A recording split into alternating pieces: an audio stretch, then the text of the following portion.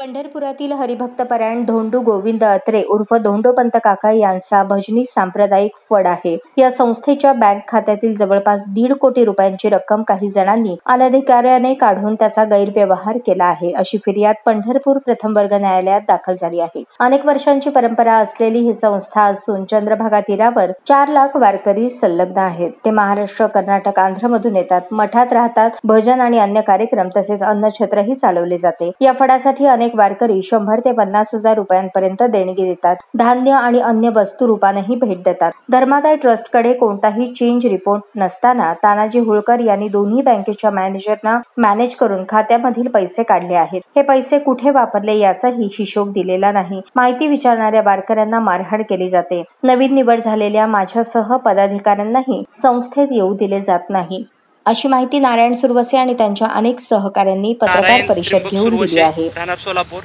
पंढरपूर येथील वैकुंठवासी हरिभक्तपरायण धोंडोपंत दादा भजनी सांप्रदायिक फड पंढरपूर याचा अध्यक्ष असून सन 2012 ते 19 या कालावधीमध्ये तत्कालीन विश्वस्त नसलेल्या लोकांनी भ्रष्टाचार करून 1.5 कोटीचा अपहार केला आहे. म्हणून आम्ही खाजगी फिर्याद पंढरपूर न्यायालयामध्ये दाखल केली होती. त्यामध्ये इश्यू प्रोसेस होऊन 420, 406, 467, 468, 34 प्रमाणे पंढरपूर न्यायालयाने सदर लोकांवरती गुन्हे दाखल केलेले आहेत.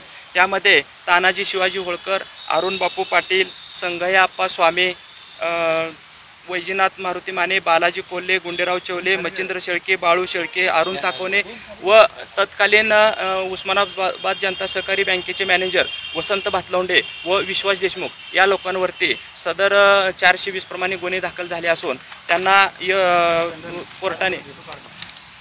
कोर्टाने त्यांच्यावर गुन्हे सिद्ध केलेले आहेत.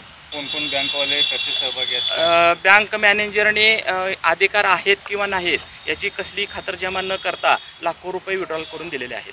कुठले बँक? उस्मानाबाद जनता सहकारी बँक आणि पंढरपूर अर्बन बँक महिला शाखा. काय मागणी काय? आमची मागणी अशी आहे की आपल्या माध्यमातून आमच्या वारकऱ्यांना आव्हान करायचं आहे की अशा चोरापासून सावध राहून अशा लोकांना इथून पुढे तरी कोणी पैसे देऊ नये किंवा पावत्या फाडून त्यांना भ्रष्टाचार करायला सहकार्य करू नये अशी आमची विनंती आहे. सहाय्यक धर्मादाय आयुक्त सोलापूर यांच्या कोर्टामध्ये नवीन विश्वस्तांच्या निवडी झाल्यानंतर आम्हाला हा भ्रष्टाचार उघड झाला. तर हे जे गुन्हे करणारी किंवा ही जी चोऱ्या करणारी लोक आहेत हे पंढरपूर शहरातील काही गुंड लोकांचं सहकार्य घेऊन पैशाची लुटमार करतात.